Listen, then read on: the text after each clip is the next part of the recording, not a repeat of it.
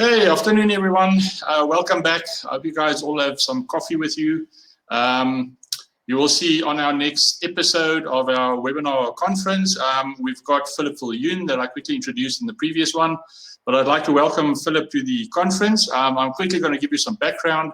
Philip, I'm sure he'll take you guys through it, but he's a specialist in theory of constraint, which is a business principle. Since I've met Philip, I've been using theory of constraint. And what's interesting is the thinking method in theory of constraint basically helps you to build business, run business, be more efficient. So one of the aspects and one of the topics that Philip basically said has got a really good impact on entrepreneurs and the state of the economy that we are in is what he refers to as throughput thinking. So I'm going to leave it over to you. Philip, welcome. Just say hi to everyone. Hello, everybody. Cool. So I see we've got Lucky and Alta. Peter's there. Welcome, guys. Okay, Philip, I'm going to hand it over to you. I'll do the moderating at the back, and I'll see you at the end of your session. Cheers, guys. I'll be moderating on the side. Thank you, Gene.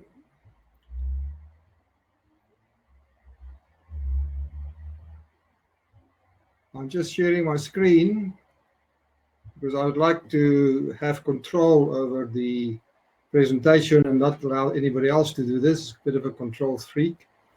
But what I would like to talk about is discovering the global optimum of an organization, throughput, or applying throughput thinking towards deciding what is it that the whole organization need to focus on in order to improve very rapidly. So you can see my email address there. If you want to contact me afterwards, you're quite welcome to do that. So a little bit about me. I'm a theory of constraints management consultant practicing for the last 25 years. I met with Eli Goldratt, the inventor of the theory of constraints, in April 1993. He presented a Jonah program in South Africa at that stage and remained part of his close circle as associate of the Avram Goldratt Institute and later as faculty of Goldratt Schools till his death in 2011. I'm at the moment teaching at various universities on master's programs on production and distribution, project management, and throughput thinking, which I am going to introduce you to in this webinar today. The objective is to stimulate managers' thinking on how to rapidly improve their system. So I have wide experience in many industries, ranging from forestry, mining, manufacturing, distribution, construction, ICT, and recently I've got interested in health services, and that was actually before the COVID-19 pandemic. So, first poll, are you still wearing your pajamas? I just want to see whether you are, what my audience are like. And did you shave today? So, if, can we have a poll? I don't see any. There it is. So, what's the answer? Oh, it was about 40-60 that you did shave, but nowadays, you know, in this environment that we're in, it's not really necessary to shave every day. And who of you are still in your pajamas? Is that poll there? Nobody. There's one person that's still in the pajamas. Okay, so I'm actually speaking to people out there and they are reacting to what I'm doing. So this new medium is pretty impersonal if you don't get the feedback from polls. So this was quite easy, and I think the questions later on is going to be a little bit more thinking required for that. So what I'm planning to do is a series of masterclasses, and this one is about discovering the global optimum of an organization or throughput thinking. I would like to follow this up with a presentation or a webinar on the characteristics of flow and the rules to maximize throughput. this is kind of the foundation in which I would like to offer a number of perhaps 1 day or half-day workshops on maximizing throughput when producing to availability, maximizing throughput when producing to order, and maximizing throughput when delivering with projects. So it is the application of what we're going to start off with today, and the next webinar, and then this is then going down to specifics on what to do in your organization to apply the thinking that I'm going to talk about today. So, what distraction do you expect during the webinar? You have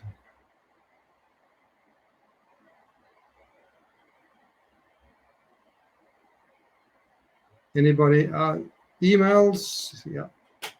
Emails, children. Nobody looks like as if they have got spouses. And luckily, I haven't bought you yet. So it's not nobody's is saying that the presenter is distracting you. So emails is the thing that is in everybody's mind at this stage, and they're trying to deal with everything remotely. So what I'm going to do today is just discuss thinking, and some of the previous presenters has already touched on this. I've listened into Dr. Tandu's presentation and the mindset concept that he have. Then I'm going to apply this thinking to throughput thinking, which I will expand. And then what is the improvement potential that exists for an organization? Now, I think this is very important topics for any entrepreneur, and I think to a large extent, companies who are not that are well established are needing to start thinking like entrepreneurs at this stage with the new challenges that they have. And you see my logo there is about potential, vision, exceed.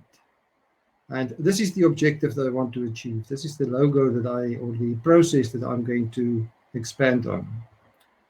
So let's talk about the kind of foundation for thinking or a mindset which is necessary if we want to rapidly improve, given that the current reality is extremely volatile. The oil price is off the charts. It went in negative. The May futures for oil went to minus 40, I think it was. The current reality is that the uncertainty is huge. I just came off a meeting where we're trying to define what's going to happen in the next 2 weeks, and we can't do that. We don't know. It seems as if it's extremely complex, and more so, and we've got constraints all around us. There's more and more constraints, it seems to be, or limitations that we have to comply with. And there's lots of ambiguity. We get large number of different images and large number of different opinions and thinking that we don't really know what is valid.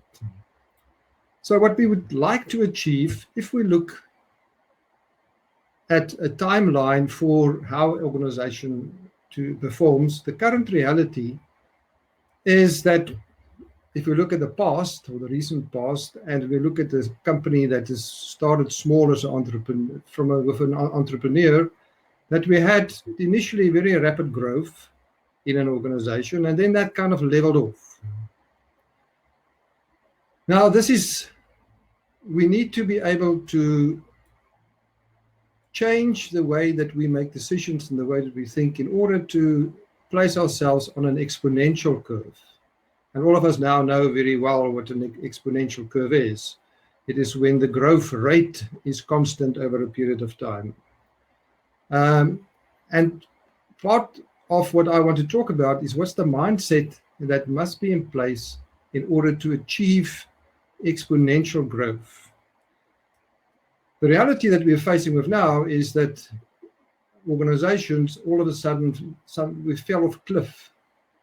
We've stopped our capacity is gone, the demand is gone, the improvements that we made is gone. We are at a very low point at this stage. So, but still, the thinking is exactly the same. What is it that we have to do, or how should we approach the current reality in order to grow exponentially from now onwards? So it's a very opportune time to sit down and think about this. We have the time to think about it, and what I think is necessary is to have a framework in which we can guide our thinking in order to get to a point where we can rapidly improve the organization we're responsible for. So we need to develop the ability throughout your organization to think clearly and be focused. If we can achieve that, then an exponential growth curve is possible. But it's about the people within an organization, their ability to think clearly, to be able to distinguish what is valid, what is not valid, to understand cause and effects, and to be able to make logical projections into the future. And the important thing here, if we really want to get on an exponential growth curve, focus is extremely important.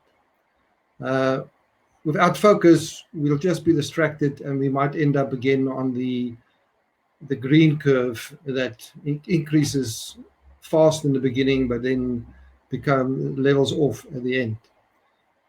So we're talking here about company performance, and we're not talking about what's happening with the number of COVID-19 cases. We want the green curve for the COVID-19 cases. So there are a number of obstacles that exist that block us from thinking clearly. One of the big obstacles that we're experiencing now is that we feel paralyzed. The environment is so strange, so different, so completely new that we feel paralyzed. We don't know what to do.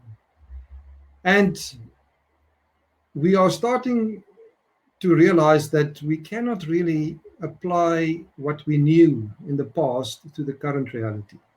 So this obstacle of thinking we know has kind of been dealt with by the current reality we're in at the moment. But the effect of that is a sense of paralysis. Another obstacle that blocks us from thinking clearly and be focused is that we fear complexity, and we therefore cause local optima. Now, complexity can be reduced if we break a system up into its parts and managing the parts as if they are independent. And we'll discuss later on that this is not the way to go. But we end up with everybody trying to maximize the performance of the part, and the sum of the local optima is not equal to the global optima. Another obstacle that's blocking us at this stage is our fear of conflicts. And that causes a win-lose situation. So we are compromising or find a compromise because we don't want to deal with the conflicts that we know of.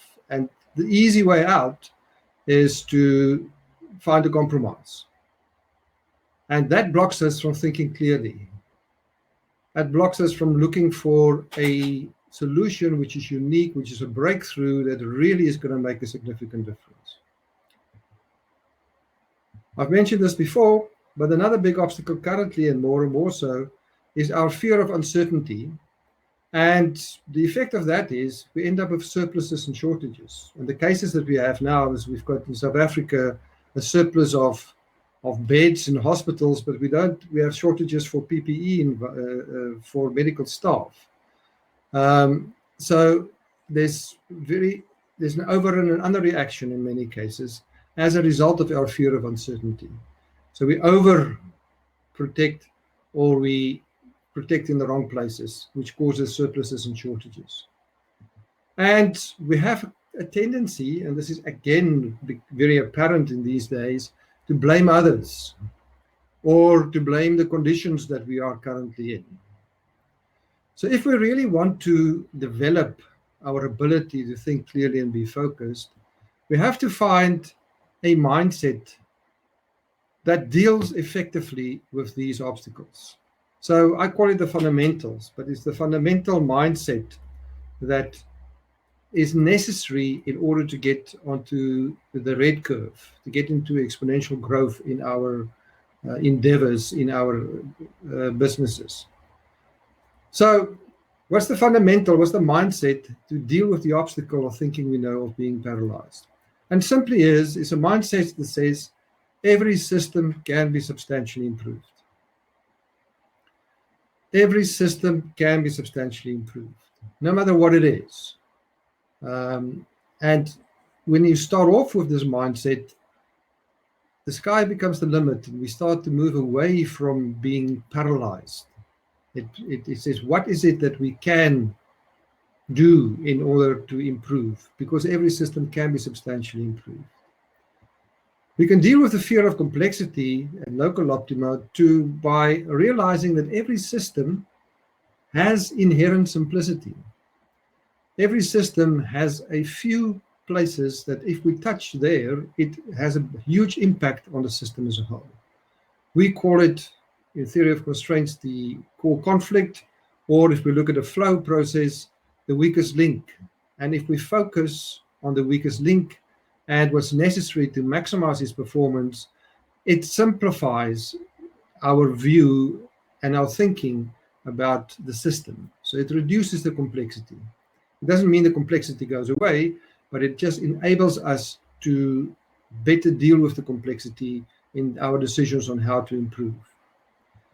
And the fear of conflicts can be dealt with a mindset that says there are no conflicts in reality.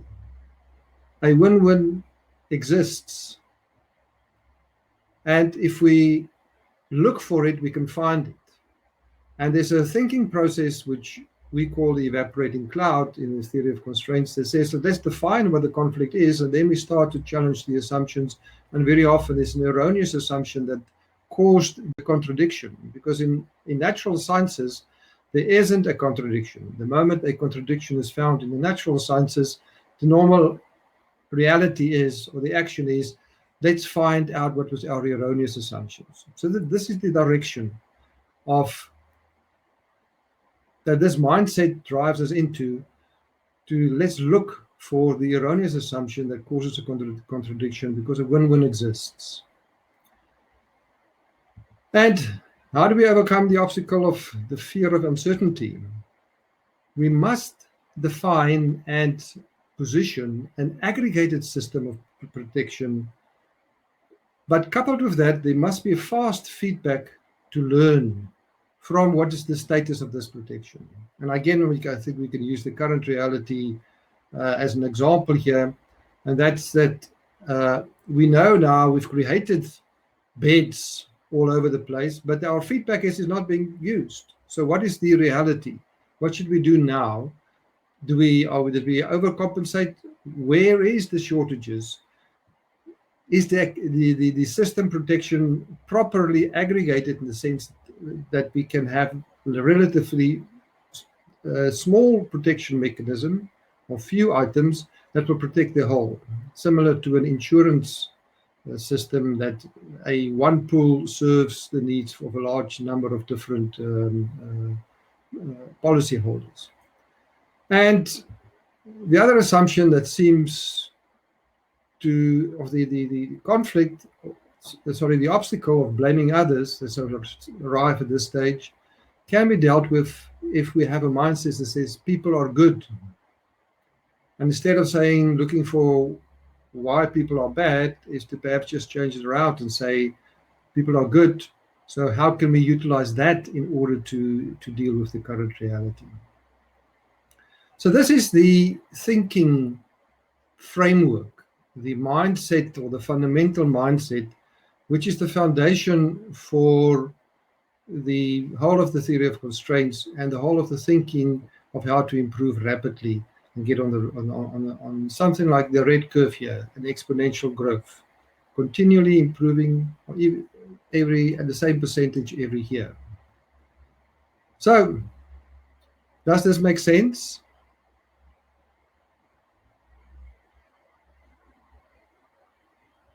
And are there other obstacles to clear thinking that you can see or that became apparently as we went along? Can you see any other obstacles to clear thinking?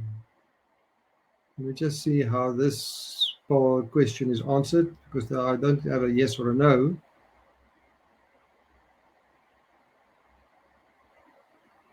Maybe not at all. Good. Good. So 80% says that yes, absolutely. 20% says perhaps we should. They're still trying to wrap my head around it. So luckily there's nobody that says not at all. So let's apply this thinking, especially the thinking of inherent simplicity, to define for an organization the simple statement of what the goal is. Every organization exists for a purpose, the reason why it was created. Whether this organization is not for profit or for profit. And I make the assumption when we talk about entrepreneurs, we're talking about people who are interested in making a profit. So I'm not at this stage in this presentation talking about not-for-profit, but I can apply the whole thinking to not-for-profit organizations as well. The goal of not-for-profit organizations are unique, but for-profit organizations, businesses have a common goal. And the goal is simply to make more money now and in the future. That is what we want to achieve, make more money now and in the future. Taking into account that there are quite a number of necessary conditions that we have to satisfy, such as having motivated employees, having happy customers, like looking after the environment, like complying with regulations or legal requirements. And at some stage, if we've achieved our goal, or we achieved enough of our goal, we've made enough money, it might be that some of these necessary conditions becomes the goal, and then having money or having enough money is then a necessary condition in order to achieve that goal. So there are always necessary conditions, and it doesn't mean to make more money now in the future is the only goal for a business. It can change, but only when the necessary condition of having money has been satisfied, or having enough money. So what's the goal of your organization? Is it to make more money now in the future, or do you have some other goal?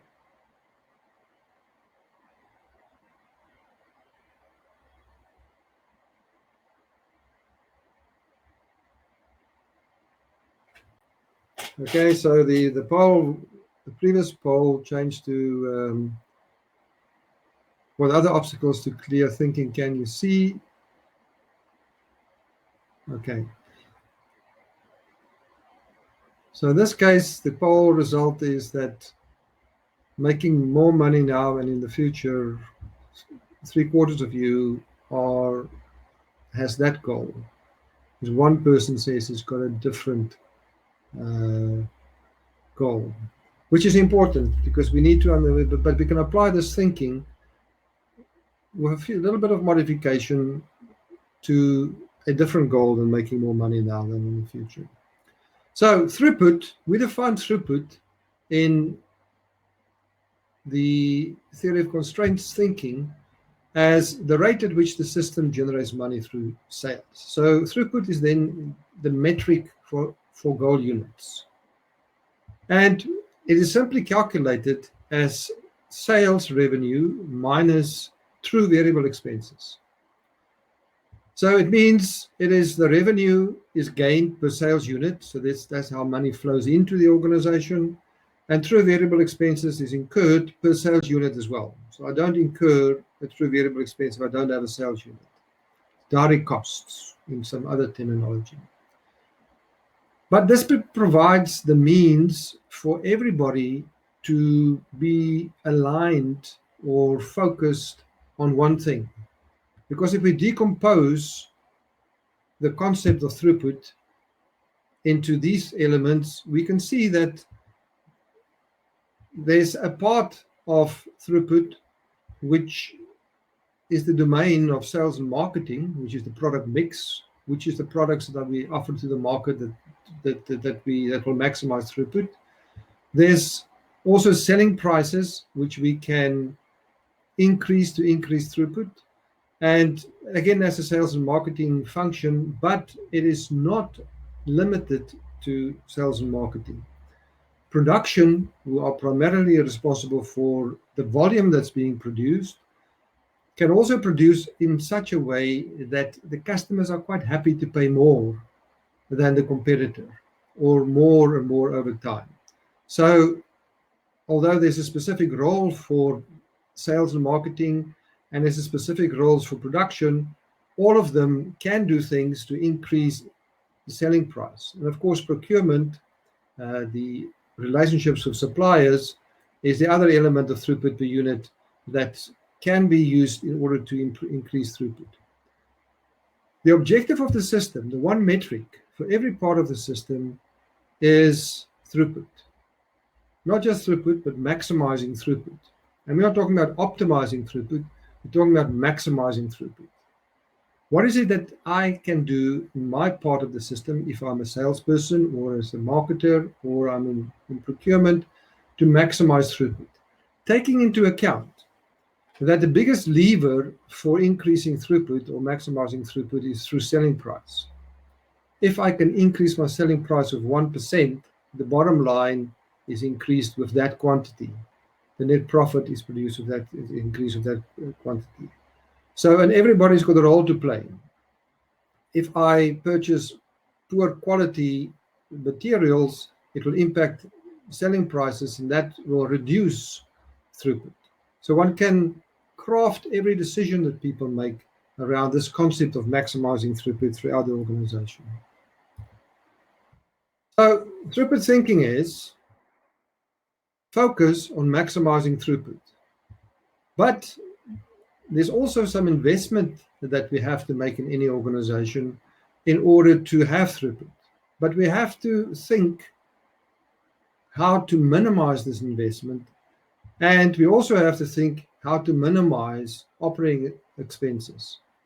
And the reality is that some investment is absolutely necessary in order to maximize throughput, to be able to increase throughput. And some operating expenses is absolutely necessary in order to be able to maximize throughput or to increase throughput. And it is more than the minimum. I have to, because protection mechanisms that we need in the system is investment or operating expenses, and if we don't have them, we can't maximize throughput. So that's the thinking. There's a level that's necessary to maximize throughput, not just to have throughput, but to maximize throughput. And if we manage these three elements in this way, then system productivity improves. System productivity as the ratio between throughput and operating expenses. My earnings before interest, tax, depreciation, and amortization increases because it's just throughput minus operating expenses. The return on investment increases because it's simply throughput divided by investment. And if that happens, then stakeholder value increases. And I'm specifically talking about stakeholder value here and not only shareholder value. Because if my company performs, if I succeed in maximizing throughput, then I can look at all stakeholders in my environment. Employees, the environment itself, and unions. The way to think about this, or to make sure that we achieve maximizing throughput with the least investment and the least operating expenses, is instead of looking at an organization consisting of parts which are seemingly independent, that all of weigh something, there's a cost to every one of these parts, and focusing on the heaviest one of these parts in order to improve, we move to a thinking process that says, but we recognized was the dependency between the parts of the system. And even though the first one there might be the heaviest or the one that incurs the most cost or the most expensive part, one of them is the weakest, and that determines the strength of the organization. That determines how much throughput the organization can produce. So it becomes the capacity of the system as a whole, the weakest link. And if we now focus our attention on that weakest link and we use that to decide what operating expenses are necessary and what investment is necessary in order to maximize throughput, then clarity is achieved. We can think much more clearly then, and because the focus is very clear. So, what's your current weakest link? Is it that you do not have enough orders? I've got enough capacity, but I just don't have orders.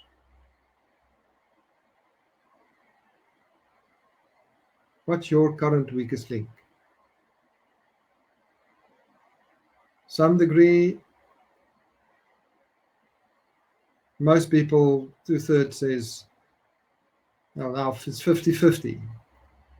So, and it could be, well, now this agree in some degree, the weakest link is not enough, or is not having enough orders.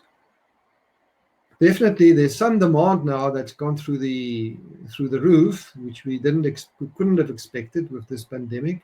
But there's a huge amount of demand that's just disappeared because of the reaction to the pandemic. But the concept of the weakest link is valid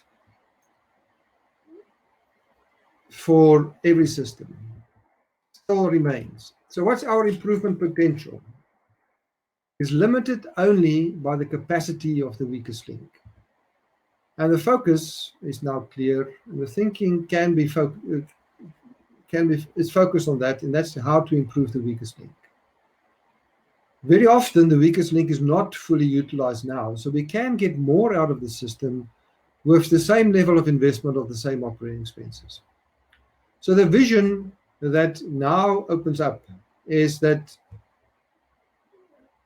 if we can have a management system that maximizes the performance of the weakest link and subsequent weakest links, we will be able to maximize throughput continually.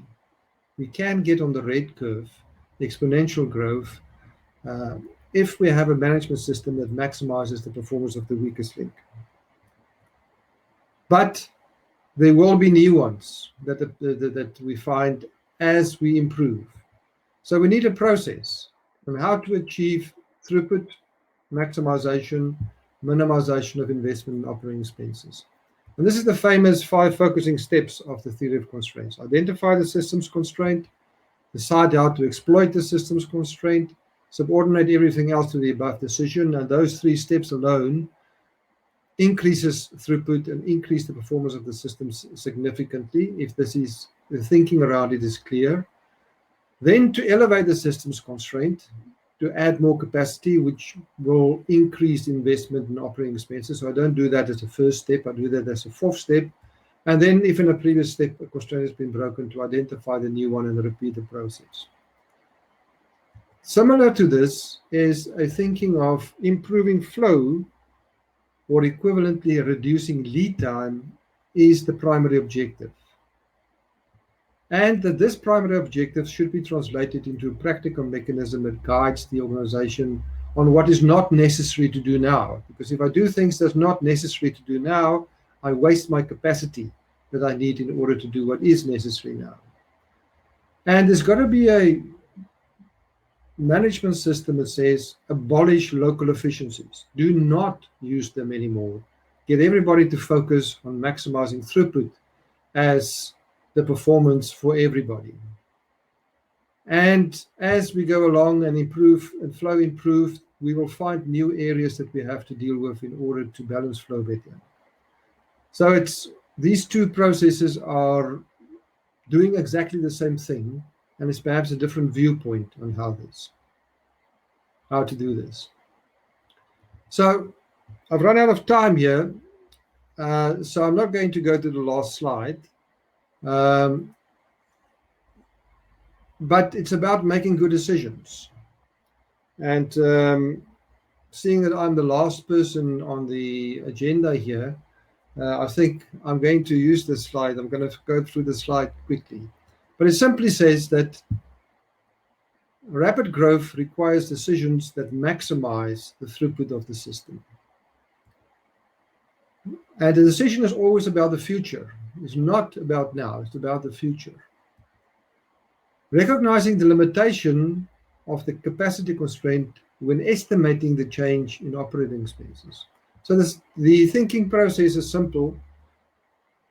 Get an estimate on what's the change in throughput, less the change in operating expenses, and that will give me what will be the change in net profit. And if it's more than zero, it's good.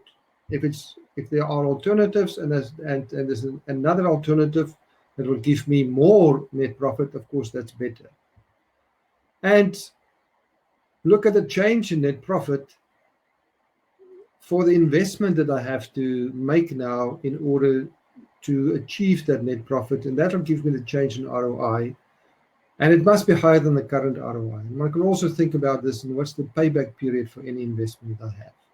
But it starts with looking at the future and making an estimate of how much more money will we make. If we're not going to make more money, we should not do it at all. So, the global optimum of an organization is throughput. And the management system must enable everybody to focus on maximizing throughput. So, you're welcome to contact me after this and to discuss this further. But this approach will be used for more applying to looking at flow better and to the specific rules for production and project management. Thank you very much.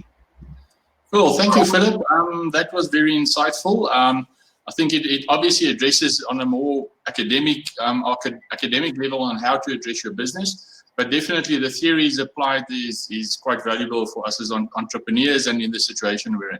So everyone that's listening, Philip, you can just unshare that, then we've got a bigger video there. So guys, that brings us to the end of our day.